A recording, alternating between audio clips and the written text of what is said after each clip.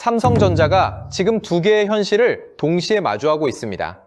한쪽에서는 올해 1분기 영업이익 57조 2천억 원이라는 한국 기업 역사에 없던 숫자가 터져 나왔습니다.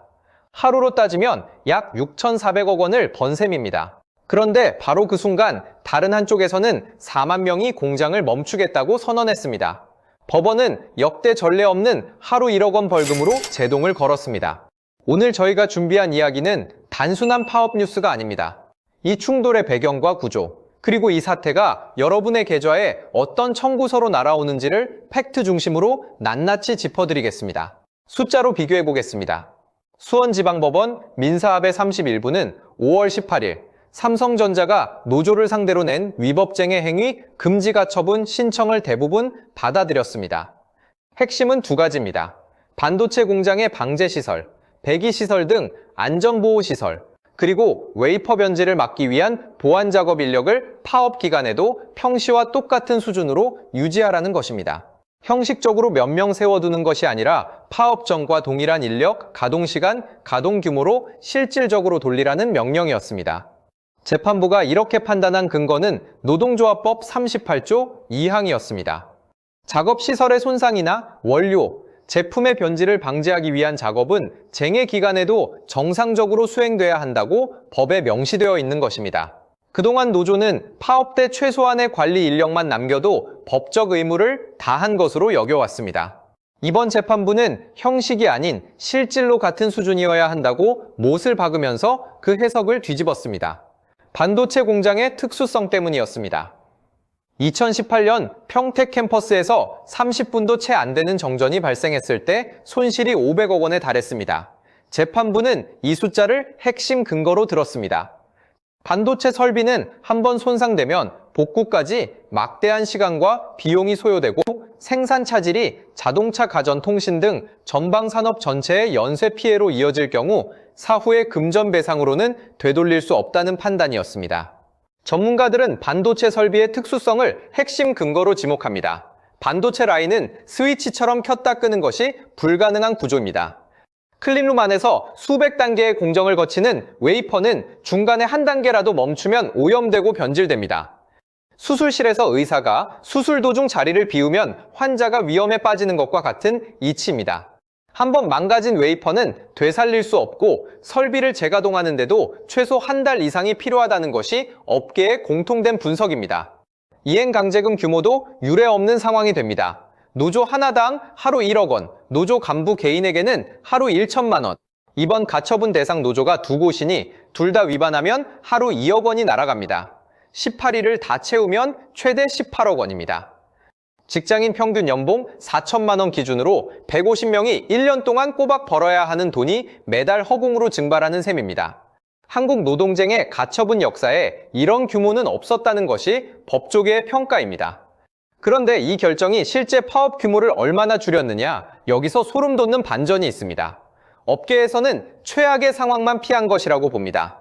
안전 인력이 빠진다 해도 약 4만 명은 그대로 파업에 들어갈 수 있기 때문입니다. 하루 1억씩 까이는 벌금을 감수하면서도 파업을 강행하겠다는 것입니다.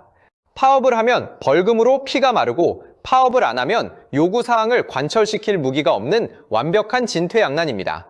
그런데 노조가 사측과 싸우기 전에 내부가 먼저 반토막이 나고 있습니다. 여기서 또 한 가지 심각한 문제가 드러나고 있습니다. 삼성전자에는 반도체를 담당하는 DS 부문과 스마트폰 가전을 담당하는 DX 부문이 있습니다. 이번 파업을 주도하는 초기업 노조의 요구사항, 영업이익 15% 성과급과 상한 폐지, 이 요구의 최대 수혜자가 누구겠습니까? 올해 1분기에만 영업이익 53조 7천억 원을 거둔 DS 부문입니다. DX 부문은 상대적으로 실적이 초라합니다. 같은 노조에 가입돼 있는데 교섭 테이블에서 논의되는 안건은 전부 DS 부문 중심으로 흘러갔습니다. 명절에 유산을 나눌 때 큰 집 자식들만 챙기고 작은 집 자식들은 구석에 앉혀놓는 것과 같은 그림입니다. 이 정도면 DX 부문 직원들이 반발하는 것이 당연한 수순이었습니다. 결국 이 사태의 핵심은 하나입니다. DX 부문 조합원 약 4천 명이 한 달 새 집단 탈퇴를 신청했습니다. 탈퇴가 모두 반영되면 조합원 수는 6만 7천 명대로 급감하고 과반지위 마지노선인 6만 4천 명에 아슬아슬하게 걸립니다. 3천 명이 더 떠나면 창사 최초로 획득한 과반 노조 지위가 사라집니다. 더 심각한 것은 의사결정 구조의 문제입니다. 노조 규약에는 단체 교섭 요구안을 총회에서 확정하도록 명시되어 있습니다. 그런데 집행부는 네이버 폼 설문조사 하나로 이를 대신했습니다. 설립 이후 대의원회를 단 한 차례도 열지 않았다는 사실도 드러났습니다. 노조위원장의 월 1천만 원 직책수당 논란, 회계 공시 지연까지 겹치며 내부 불신이 급격히 커지고 있습니다. 전문가들은 이를 전형적인 대리인 문제라고 지목합니다. 조합원 전체의 이익을 대신 챙겨달라고 맡긴 집행부가 정작 특정 사업부의 이해관계만 대변하고 있다는 것입니다. 아파트 입주민 전체를 위해 고용된 관리소장이 특정 동의 이익만 챙기는 것과 다를 바 없는 구조입니다. 1970년대, 80년대 중공업 현장에서 통하던 라인 멈추기 전략을 2026년 나노미터급 반도체 공장에 그대로 적용하려 한 것도 같은 맥락입니다. 시스템이 바뀌었는데 매뉴얼은 그대로인 겁니다. 여러분이라면 이 상황을 어떻게 보시겠습니까? 그렇다면 이 싸움의 청구서는 결국 누구에게 날아올까요? 그런데 이 문제는 삼성전자 혼자의 문제로 끝나지 않습니다. 삼성전자 소액주주가 516만 명입니다. 대한민국 성인 10명 중 1명 이상이 이 회사 주식을 들고 있다는 뜻입니다. 1인당 평균 보유 주식 가치가 4,200만 원입니다. 서울 외곽 전세 보증금이자 대학 등록금 2년치에 해당하는 금액입니다. 파업으로 주가가 10%만 빠져도 1인당 420만 원이 동시에 증발합니다. 국민연금도 이 회사 지분을 들고 있으니 직접 주식을 보유하지 않아도 간접적으로는 거의 모든 국민이 연결되어 있는 것이나 마찬가지입니다. 주가 하락에서 끝나지 않습니다. 삼성전자와 연결된 협력사는 17,164개에 달합니다. 삼성전자가 심장이라면 이 협력사들은 혈관입니다. 심장이 멈추면 혈관에 피가 돌지 않습니다. 생산이 멈추는 순간 부품 발주가 끊기고 납품 일정이 밀리며 중소협력업체의 매출이 순식간에 증발합니다. 대기업은 현금이 쌓여 있으니 몇 달은 버팁니다. 하지만 자금 여력이 빠듯한 중소업체들은 한 달만 납품이 끊겨도 직원 월급 줄 돈이 마릅니다. 여기서 해고가 시작되면 그 지역 상권까지 연쇄적으로 무너집니다. 반도체는 국내 총수출의 35에서 38%를 차지하는 최대 효자 품목입니다. 생산에 차질이 생기면 글로벌 메모리 공급에 즉각적인 병목이 발생합니다. 공장 한 곳이 멈추면 한 달 뒤 매장 가격표가 바뀌는 구조입니다. 한번 이탈한 고객이 다시 돌아올 가능성은 매우 낮습니다. 반도체 공급망은 공정 검증에 막대한 비용과 시간이 들기 때문에 한번 재편되면 되돌리기 매우 어려운 구조이기 때문입니다. 이 구조를 역사에서 이미 본 적이 있습니다. 정리하겠습니다. 한때 세계 1위였던 미국의 US 스틸은 1959년 16일간 파업을 벌였습니다.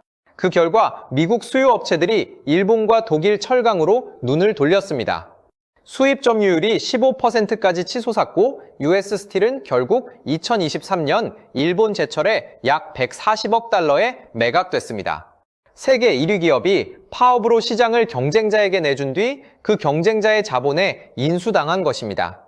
반면 네덜란드의 ASML은 전 세계에서 반도체 제조에 반드시 필요한 EUV 장비를 유일하게 만드는 회사입니다. 삼성전자도 TSMC도 인텔도 이 회사 장비 없이는 반도체를 만들 수 없습니다. 이 회사가 이 자리까지 올라온 것은 파업으로 파이를 뺏어서가 아닙니다. 대체 불가능한 기술로 파이 자체를 키워서 더 큰 조각을 가져가는 구조를 만든 것입니다. 그리고 그 결과로 벌어들인 수익을 직원 주식 매수 프로그램과 장기 성과급으로 나눕니다. 멈추는 것이 무기가 되는 시대는 이미 끝났습니다. 전문가들은 협상이 비합리적으로 흐르는 근본 원인으로 성과급 산정 기준의 불투명성과 정보 비대칭을 지목합니다. 외부에서 검증 가능한 객관 산식을 만들고 총회와 대의원회를 통한 민주적 절차를 복원하고 첨단 연속 공정에 맞는 제도적 보호 장치를 마련하는 것. 이 세 가지가 지금 이 사태가 요구하는 구조적 해법입니다. 이 모든 상황의 중심에는 하나의 질문이 있습니다. 사상 최대 실적을 어떻게 나눌 것인가? 노조는 우리가 만들어낸 성과이니 더 많이 받아야 한다고 주장합니다. 사측과 주주들은 이 성과는 수십 년간 쌓아온 기술과 투자의 결실이며 미래에 더 많이 투자해야 한다고 맞섭니다. 이 간격이 5월 21일 이전에 좁혀질 수 있을지 아니면 삼성전자 역사상 가장 큰 파업이 현실이 될지 앞으로의 흐름을 계속 지켜봐야 할 것입니다. 이 채널 한입경제박사는 한국 경제의 굵직한 이슈를 한 입에 쏙 들어오게 정리해드리는 채널입니다. 다음에도 여러분의 경제 생활에 직접 닿는 이야기로 다시 찾아오겠습니다. 항상 건강 유의하시고 평안한 하루 보내시길 진심으로 기원합니다. 감사합니다.